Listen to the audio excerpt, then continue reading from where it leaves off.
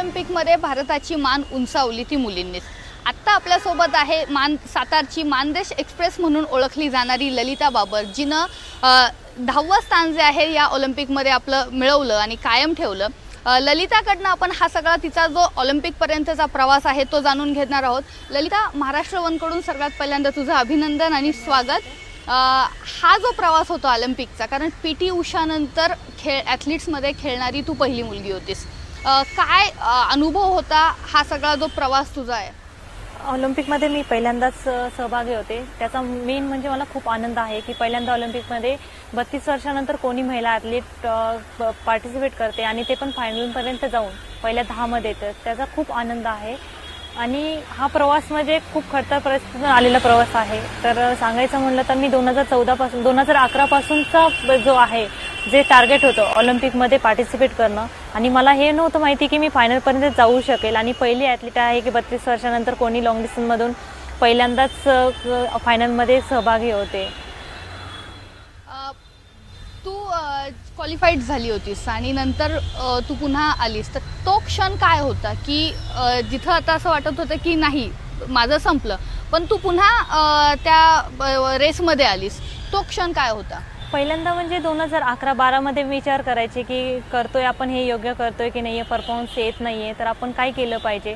तरी मी न खचता त्या गोष्टींना मी सावरलं आणि पुढच्या दृष्टिकोनातून विचार केले आणि पुढचं नाही आहे मला करायचं आहे ह्या दृष्टिकोनातूनच मी जिद्द ठेवली की नाही आपण केलं पाहिजे, आपण करू शकतो त्या गोष्टीतून मी पुढे जाण्याचा प्रयत्न केला। आणि 2012 मध्ये मी मॅरेथॉनमधून पण ट्राय केला की ऑलिम्पिकला कसं पार्टिसिपेट करता येईल, तर तो मी करू नाही शकले 2012 मध्ये। आणि 2014 मध्ये जे माझे डॉक्टर निकोलस सेन्सरे 2005 पासून ते 2010 पर्यंत कोच होते आणि त्याच्यानंतर ना 2014 मध्ये ते रिटर्न आले, तर मला होप्स आले की आमचे जे कोच आहेत ते आल्यानंतर मी नक्कीच ऑलिम्पिक खेळेन आणि ऑलिम्पिक खेळण्याचं ध्येय हे साध्य होईल। तर त्यांनी 2014 मध्ये मार्चपासूनच त्यांनी एक टार्गेट दिलेलं मला की 2014चं टार्गेट न ठेवता 2016चं टार्गेट ठेवायचं आहे, ऑलिम्पिकमध्ये कसं आपण चांगली कामगिरी करू शकेल। पण ज्या दिवशी तू सेमीफायनल खेळलीस त्या दिवशी तू 4थ्या स्थानावर होतीस आणि त्यानंतर मग तू फायनलला आलीस, तो क्षण तुझा काय होता की काय वाटलं होतं त्यावेळेस की आता मी इथून सेमीफायनलपर्यंत आली आणि इथून परत जावं लागतंय का, काय असं काहीचं वातावरण जे आहे ते होतं? आणि असं काही थोडंसं दबाव तर होता, पूर्ण भारतवासियांचं माझ्यावरती लक्ष होतं आणि सर्वांचेच एक लक्ष लागलेलं, भारताला अजूनही मेडल नाही आहे, 7 दिवस झालेले आणि त्याच्यानंतर ना ते एक ह्याच्यामध्ये होते, बर्डनमध्ये होते की आपल्याला कसं करता येईल आणि कसं होईल, चांगलं करेन की नाही आहे।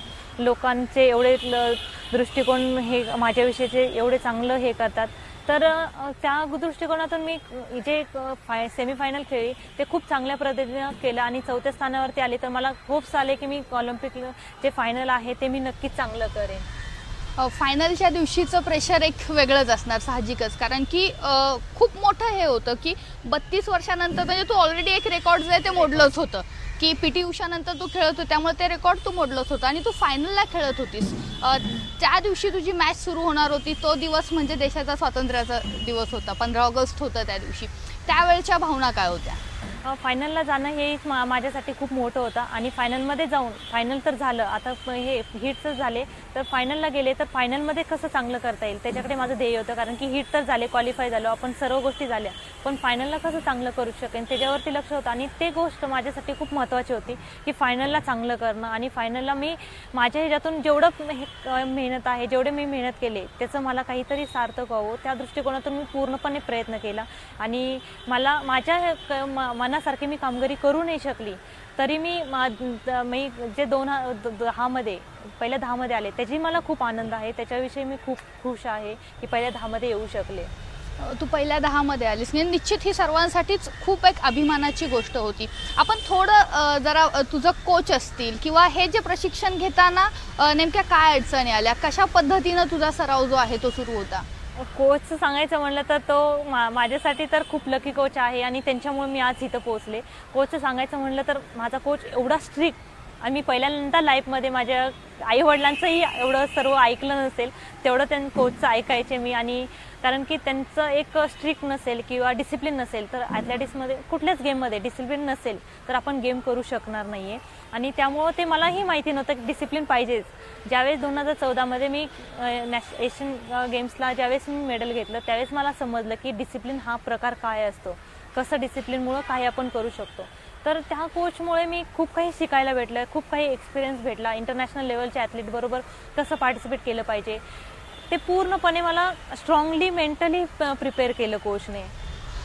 हे झालं, पण इथून जर आपण थोडं तुझ्या गावाकडे गेलो, म्हणजे सातारा जिल्ह्यातल्या मान खटाव तालुका जो दुष्काळी भाग म्हणून ओळखला जातो, तर त्यामध्ये मोही नावाचं एक तुझं छोटंसं गाव आहे. मी त्या दिवशी तिकडे गेले होते, 15 ऑगस्टला तुझा गेम होता त्या दिवशी. म्हणजे जायला अजूनही तिथं रस्ता नाही आहे आणि तुझं घर पण गावापासून खूप बाहेर आहे, एका वस्तीवरती आहे, आजूबाजूला काही नाही. नेमका मग लहानपणी तुझा सराव तिथं असेल, कारण मैदान तर मला तिथं दिसलंच नाही की जसं आपण मैदानावरती प्रॅक्टिस करतो, सराव करतो, तर तुझ्या गावामध्ये मैदान दिसलं नाही, सगळ्याच टेकड्या होत्या. तर हा सराव गावातला किंवा लहानपणापासूनचा तुझा सराव तो कसा होता? लहानपणाचा सराव म्हणलं तर गाव आहे आणि गावातून ॲथलीट्स ऑलिम्पिकपर्यंत जाणं म्हणजे खूपच मोठं हे आहे. आणि गावाकडे बघितलं तर आपल्याकडे एक कुठल्याच फॅसिलिटीज नाही आहेत, ग्राउंड नाही आहे किंवा एक पळणं हा प्रकार माहिती आहे की पळलं जातं हा फक्त माहिती आहे. आणि रोड रस्ते काही रस्त्यांचं वगैरे काही कोणी विचार करत नाही आहे. विदाऊट शूज रनिंग करणं आणि त्याच्यातून पुढं येणं म्हणजे मला नव्हतं वाटलं की मी ऑलिम्पिकमध्ये पर्यंत जाईन किंवा ऑलिम्पिक तर नाही आहे, नॅशनलला मेडल घेणं पण होईल का नाही हे नव्हतं माहिती. पण एक जिद्द होती. ज्यावेळेस मी नॅशनल विभाग नंतर स्टेट वगैरे खेळायला लागली त्यानंतर आपल्याला वाटायला लागलं की नाही महाराष्ट्राचा ट्रॅकसूट भेटला पाहिजे, आपल्या महाराष्ट्राचा कलर हे भेटला पाहिजे. ज्यावेळेस महाराष्ट्राचा कलर भेटला त्यावेळेस नाही आपण आता इंडियाचा कलर कसा घेऊ त्याच्याकडे लक्ष लागलं. ज्यावेळेस 2009मध्ये मी आमचा जो आत्ताचा कोच आहे माझा त्या कोचकडे 2009मध्ये जॉईन केलं आणि 2009मध्येच मी 2 महिन्यामध्ये मी इंटरनॅशनल झाले. ज्या कोचमुळे झाले आज त्याचे मी आभारी आहे की त्या कोचमुळे एवढं सर्व साध्य करू शकले. आणि गावाकडची परिस्थिती खूप खडतर आहे आणि गावाकडं म्हणजे काहीच मला इथले ॲथलेटिक्स काय आहे कुठले दुसरे गेम्सचं पण मला काहीच माहिती नव्हतं, ॲथलेटिक्सशिवाय दुसरेही गेम. आणि मी एक विचार केला नाही आपण करतोय हे योग्य आहे की नाही आहे. ज्यावेळेस स्टेटला मी मेडल घेतलं त्यावेळेस मला वाटलं की नाही आपण करतोय ते योग्य आहे, खऱ्या प्रतीनं आपण करतोय आणि मेहनत ही वाया नाही जाणार माझी, नक्कीच मी काहीतरी सार्थक करून दाखवेन. आणि घरातली परिस्थिती बघून मग मी त्या गोष्टीकडे लक्ष जास्त दिलं, जास्त केंद्रित केलं आणि त्या गोष्टींमुळं आज मी फायनलपर्यंत पोहोचू शकले. तुझ्या घरी एकत्र कुटुंब आहे, 9 बहिणी 3 भाऊ असे सगळे 3 काका. तर एकूण शिक्षणाचा तर प्रचंड अभाव जाणवला की साहजिक आहे, पण त्या घरातनं तुला खेळण्यासाठीची प्रेरणा, कारण आजीच्या बोलण्यातनं असं आलं होतं की सुरुवातीला ओरडत होती मुलीच्या जातीनं पळायचं नाही वगैरे आणि तू शाळेत पळत जायचीस, ते नेमकं काय होतं?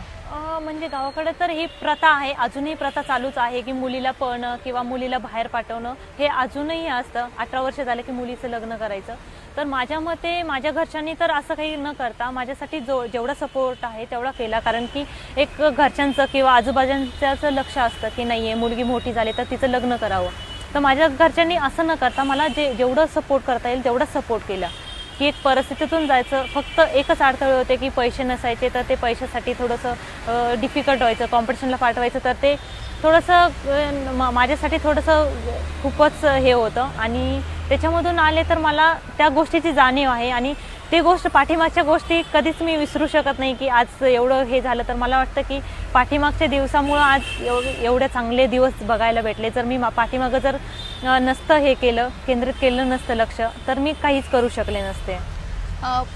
मला सांग की मला तुझ्या शाळेतल्या सरांनी सांगितलं की जेव्हा तू पहिली मॅच खेळलीस तेव्हा तुझ्याकडे शूज नव्हते आणि अनेक अशा मॅचेस झाल्या असतील की खेळत असशील तू की तुझ्याकडे शूज नसायचे आणि तुझ्याबरोबरचे इतर ॲथलीट जे असतील, तर त्यावेळेस ही जिद्द जी आहे ती मग कशी तू डेव्हलप करत गेली? त्यावेळेस शूज म्हणजे शूजसाठी तर चप्पल नव्हती भेटत तर शूज कुठून भेटणार हे महत्त्वाचा प्रश्न. आणि त्याच्यानंतर ना शूज घ्यायचे म्हणलं तर ते शूज 500 ते 600 रुपयाला आणि त्यावेळेस 10 रुपये म्हणजे 1 रुपये म्हणजे खूप मोठा होता. आणि त्याच्यातून मी एक विचार केला आपल्याला शूज नाही भेटले, आपल्याला हे शूज कसे भेटतील. त्याच्या प्रयत्नात मी कोणतीही कॉम्पिटिशन करताना कधी ना हा शब्द वापरत नव्हते. पहिल्यांदा मला ह्या गोष्टी करायच्याच आहेत एक जिद्द होते की ना बोलायचं नाही कुठल्या गोष्टीला. आणि कॉम्पिटिशनच्या वेळेस मी कधीच ना हा शब्द केलेला नाही आहे. आणि त्या गोष्टींमुळं मी एक जिद्दीनं प्रयत्न केला की नाही मला मॅरेथॉनमधून करायचं आहे. मग 2009 मी मॅरेथॉनकडे वळले, मॅरेथॉनकडे लक्ष दिलं थोडं, त्याच्यातून पैसे भेटायला लागले. त्याच्यानंतर ना, कारण की जर परफॉर्मन्स करायचा असेल, हाय स्टँडर्डचा परफॉर्मन्स पाहिजे असेल, ऑलिम्पिकमध्ये चांगला परफॉर्मन्स किंवा इंटरनॅशनल कुठलाही परफॉर्मन्स चांगला करायचा असेल, तर तुम्हाला डाईट घेणं खूप जरुरी आहे. आणि ज्यावेळेस मी बाहेर पडले त्यावेळेस ह्या गोष्टी माहिती पडल्या. पण गावाकडे होते त्यावेळेस ह्या गोष्टींचं लक्षच नव्हतं. आपण जे घरचा डाईट आहे त्याच्यावरती, नॅचरल डाईटवरती मी हे करत होते. काय अडचणी होत्या या सगळ्या गोष्टी करताना? कारण गावातल्या लोकांचं एक विचार करण्याची, जी तू मगाशी सांगितलंस की गावातली लोक एक वेगळ्या पद्धतीनं विचार करत असतात की 18 वर्ष झालं की लग्न करून द्या वगैरे. तर तू एकीकडे तुझं या खेळातलं करिअर होतं आणि एकीकडं ही दुसरी गोष्ट, पण घरच्यांनी तुला, पण त्यावेळेस तू कसं स्वतःला हँडल केलं? मी ज्यावेळेस मी कॉम्पिटिशनला यायची वगैरे, घरी यायची लोक की बस करा, मुलगी खेळते, 18 वर्ष पूर्ण झाले, तिला आता तिचं लग्न करूया. तर मी ह्या गोष्टींकडे लक्ष देत नव्हते. मेन फोकस होता माझा स्पोर्ट्स. तर मी ह्या लोकांना कधीच हे करायचे नाही. लोक बोलतात एका कानानं ऐकायचे, एका कानानं सोडून द्यायची. जर हेच बघत बसल्यास तर आज ह्या पायरीला पोहोचू नसते शकले. त्यामुळे माझं ध्येय होतं की कोणी काय बोलतंय त्याच्याकडे न लक्ष देता आपलं काय मेन टार्गेट आहे त्याच्याकडे लक्ष द्यावं. तू शाळेतनं पहिल्यांदा खेळलीस, त्यानंतर तू जिल्ह्याला खेळलीस, मग विभागाला खेळलीस, स्टेटला खेळलीस आणि ऑलिम्पिकचा हा जो प्रवास आहे. पण तू जेव्हा तुझ्या गावातनं बाहेर पडलीस आणि मग तू बाकीचं पाहिलं की ॲथलेटिक्स कशा पद्धतीनं सराव केला पाहिजे, तू तुझ्या डाएटच्या बाबतीतही सांगितलंस की कसा डाएट पाहिजे वगैरे, मग तू कशा पद्धतीनं स्वतःला तयार केलंस? ऑलिम्पिकला ज्यावेळेस मी बाहेर पडले, 2006 मी बाहेर पडले आणि 2006 पासूनचा जो प्रवास आहे तो मला मेन वाटतो की मी 2006 पासूनचं जे टार्गेट ठेवलं, मेन टार्गेट होतं ते 2006 पासून पुढचं. कारण की ज्यावेळेस मी रेल्वेमध्ये, सेंट्रल रेल्वेमध्ये जॉबसाठी लागले आणि त्यांना खूप म्हणजे मी त्यांच्यामुळं आज इथं आहे, सेंट्रल रेल्वेमुळं खरं तर त्यांनी मला सुट्ट्या दिल्या आणि त्या सुट्ट्यांमध्ये मी प्रॅक्टिस करू शकले. आणि त्याच्यानंतर मला समजलं की ॲथलेटिक्समध्ये खरंच ॲथलेटिक्स हा इव्हेंट इझिली नाही आहे. आणि इझी आपण रनिंग करतो म्हणजे रनिंग केलं म्हणजे सर्व गोष्टी होतात असं काही नाही आहे. तर खूप काही आहे, टेक्निक आहे, रनिंग कसं केलं पाहिजे, स्पीड पाहिजे, त्यासाठी इंडुरन्स पाहिजे आणि आपला डाईट मेन कसा पाहिजे त्यावरती जास्त लक्ष दिलं. आणि त्या सर्व गोष्टी मला माहिती झाल्या. त्याच्यानंतर ना मग मी पुढं प्रयत्नच करत गेले. कधी पाठीमागं वळून पाहिलेलं नाही आहे की पाठीमागं काय चालले, काही बोलतात लोक, त्याच्याकडे कधीही विचार नाही केला. आणि घरच्यांनीही बोलले की मुलगी काय करते, ती माझी मुलगी आहे, ती योग्यच करते, त्यामुळं कुणी काय बोलेल ते मला माझ्यासाठी हे नसेल. आणि माझ्या घरच्यांनी कधी मला काहीही जरी गोष्ट झाली तरी मला कधी माझ्यापर्यंत पोहोचू नाही दिले, काही अडचणी आल्या तरी. ऑलिम्पिक जेव्हा तू खेळलीस की काय सांगशील की भारतीय खेळाडूंना मिळणाऱ्या ज्या सुविधा असतात त्या कशा पद्धतीनं मिळाल्या पाहिजेत? तुझ्याबरोबर इतर अनेक देशातले खेळाडू होते, त्यांच्या सोयीसुविधा तू पाहिल्या असतील. मग एकूण आपल्याला जर चांगलं खेळायचं असेल तर चांगल्या सुविधा मिळणंही आवश्यक आहे. तर आपल्याकडे काय प्रॉब्लेम्स येतात? प्रॉब्लेम तर आत्ता तर माझ्या मते आता जे ऑलिम्पिक खेळ त्याच्यासाठी खूप काही गव्हर्नमेंटने सपोर्ट केला, खूप काही म्हणजे मनी आमच्यासाठी वेस्ट केली आणि सर्व काही त्या पैशातून आम्हाला खूप काही सपोर्ट भेटला. कारण की जे आम्हाला हायटेड ट्रेनिंग पाहिजे, जे उंचावरती जाऊन श्वासोश्वास कमी भेटतो, त्या अशा ठिकाणी जाऊन आम्हाला प्रॅक्टिस करणं खूप जरुरी होतं. तो प्रवास आमच्यासाठी पूर्ण गव्हर्नमेंटने सपोर्ट केला आणि त्याच्यातूनच आम्हाला, माझ्या मते तर मला त्याचा खूप फायदा झाला.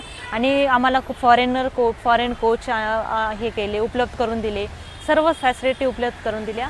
तर त्या गोष्टींमुळं आज मला वाटतं महिला ॲथलीट्स तरी टॉपमध्ये आहेत. ते सर्व फॅसिलिटीज भेटल्या आणि सपोर्ट भेटला. अजून जर सपोर्ट भेटला तर मला वाटतं नक्कीच अजून 2020चं जे ऑलिम्पिक आहे, टोकियो ऑलिम्पिकमध्ये अजून काही मुली अजून काही पदकं मिळवू शकतात. पण हे सगळं तू ऑलिम्पिकसाठी पार्टिसिपेट करणार, तिथपर्यंत पोचल्यानंतर तुला ह्या सुविधा ज्या आहेत त्या मिळाल्या. पण तू सांगितलंस की तुझ्या गावातनं आलीस पुढे, तिथं तुला प्रॅक्टिस करायला ग्राउंड नव्हतं किंवा काय. तर शाळेमध्ये सुद्धा तुझ्या या खेळाकडे कसं पाहिलं जायचं? कारण की आपल्याकडं अभ्यास आहे की अभ्यास ही एक आहे. तर मग शाळेमध्ये शिक्षकांचं काय तुझ्या ह्या करिअरकडे पाहण्याचा किंवा तुझ्या या खेळाकडे पाहण्याचा काय दृष्टी? एक तर मी 2006 ज्यावेळेस स्कूलमध्ये गेले, शाळेमध्ये गेले, त्यावेळेस माझी नवीन शाळा होती, त्याला ग्रँडही नव्हती शाळेला. आणि अशा परिस्थितीत एक ज्ञानेश काळे म्हणून आहेत, ते माझे PT टीचर होते आणि त्यांच्या अंडरखाली मी ट्रेनिंग करायचे. आणि सगळ्यात जास्त म्हणलं तर खो खोवरती माझं जास्त लक्ष होतं. एक टीम गेम होता आणि खो खोमधून मी सराव करत होते. मग त्यावेळेस शाळेमध्ये मुलींमध्ये हे करायचे. आमची मुलींची शाळा होती तर मुलांना बोलून घ्यायचे, मुलींमध्ये फाईट करायचे खो खोला. आणि त्याच्यातून एक जिद्द निर्माण झाली. मला खूप म्हणजे जास्त स्ट्रॉंगली मी हे केलेलं की नाही आहे, मी मुलांबरोबर खेळते, या मुलींबरोबर खेळते हे मला माहिती नाही, पण मी बेस्ट आहे आणि मला बेस्ट करायचं आहे. माझ्या लाईफमध्ये मला काहीतरी अचीव करायचं आहे. पण तू यामध्येच करिअर करायचं की धावणं हेच आपलं करिअर आहे, हे केव्हा ठरवलंस? 2006 नंतर, कारण की त्याच्या अगोदर मला काहीही माहिती नव्हतं ॲथलेटिक्सचं. आणि करिअर करायचं असेल तर तेवढ्या फॅसिलिटी भेटल्या पाहिजे. ॲथलेटिक्स असा इव्हेंट आहे की कुणाला माहिती नाही की ॲथलेटिक्समध्येही खर्च होतो. हे आज मला वाटतं की 2 वर्ष झालं की आमच्या तालुक्यातल्या लोकांना पण माहिती झालं किंवा सर्वच लोकांना झालं की ॲथलेटिक्स म्हणजे फक्त फुकटचा गेम नाही आहे, तर त्यांना पण खर्च करावा लागतो. आणि त्याच्यातून खर्च करणं, आणि मला पण वाटायचं काही आहे रनिंग करायचं म्हणजे विदाऊट शूज आहे, शूज लागत नाही आहे, कशासाठी पैसे खर्च होतात ते. आणि परिस्थितीतून एक खर्च करणं म्हणजे घरच्यांसाठी ते हेच नव्हतं माझ्या घरच्यांसाठी की ते करू शकते. खूपच कठीण परिस्थिती होती. आणि त्याच्यातून करायचं म्हटलं तर मग ते त्याच्या खर्च नाही आहे तर आपण ॲथलेटिक्समधून करू शकतो. मग ते गेम मी निवडला की ॲथलेटिक्समधून नाही, रनिंगमधून करू शकतो आहे, रनिंग करूया, त्याच्यातून काही खर्च होणार नाही आहे.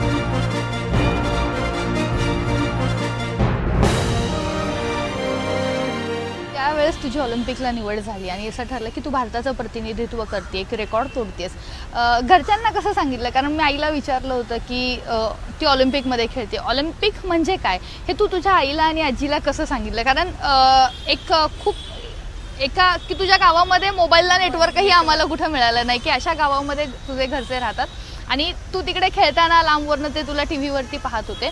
त्यांना तू कसं सांगितलंस की तू ऑलिम्पिकमध्ये खेळतीये म्हणजे काय, हे त्यांच्यासाठी काय होतं? ऑलिम्पिकमध्ये खेळते हे म्हणजे माझ्या घरच्यांना तर स्पर्धा खेळते, ऑलिम्पिक म्हणजे काही हे अजूनपर्यंत माहिती नव्हतं. ज्यावेळेस टी व्हीवाले सर्वजण न्यूजवाले यायला लागले आणि सगळ्यांनी विचारायला लागलं ऑलिम्पिकला तुमची मुलगी ऑलिम्पिकला जाते, तर माझ्या घरच्यांनी हा प्रश्न केला की ऑलिम्पिक म्हणजे काय आहे.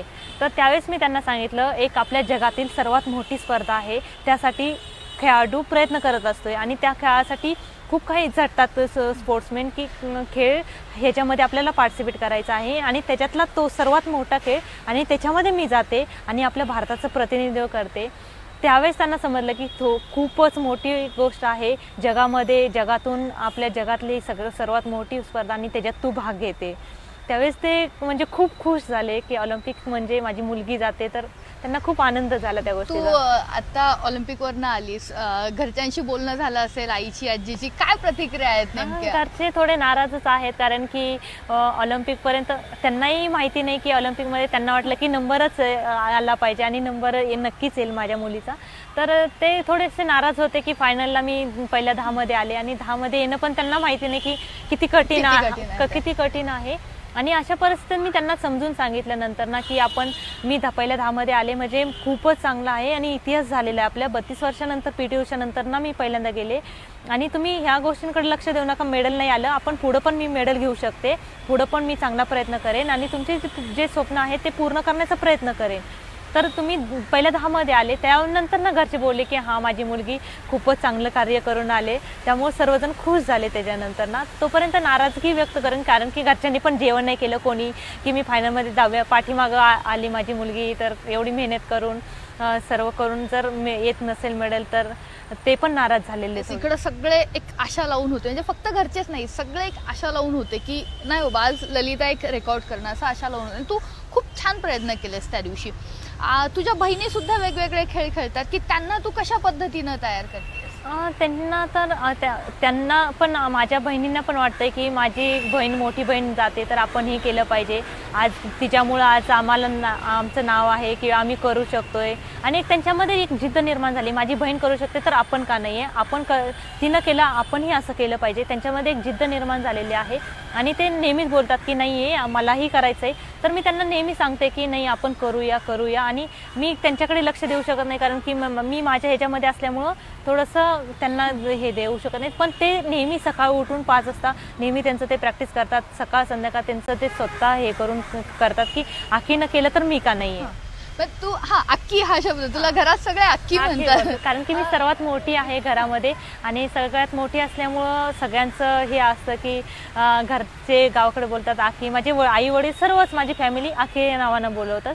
आणि त्यांचं एक ध्येय आहे की आपण एवढं आखीनं मेहनत केली तर आपण पण करू शकतो, आपल्याला पण केली पाहिजे, ती करते तर आपण का नाही करू. काय तिकडून आल्यानंतर घरच्यांचे फोन असतील तुला, काय म्हणतात म्हणजे भेटायला तुझी पण एक उत्सुकता असणार की ते सगळे वाट बघतात? भेटणे सर्वजण माझी आतुरतेने वाट पाहतात आणि मी 25 तारखेला नक्की मी घरी जाते.